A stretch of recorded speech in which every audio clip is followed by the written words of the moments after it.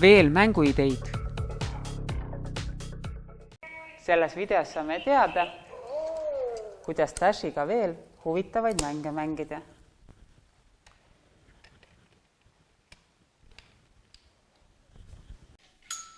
Eelnevates osades õppisime, kuidas kasutada Dashi äppe ja lisasid.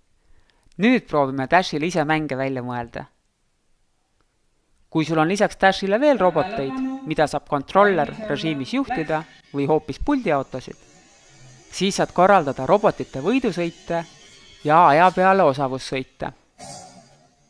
Kui sul on võimalik kasutada 3D printerit, võid Dashile esemeid printida, millest saavad mängu osad. Selles mängus lükkavad Dash ja Osobot 3D prinditud kuubikuid.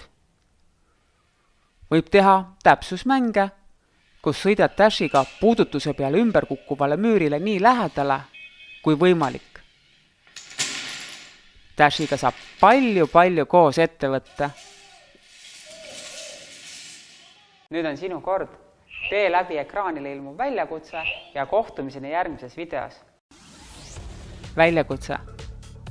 Mõtle Dashile vähemasti 3 toredat mängu välja ja tee need teoks.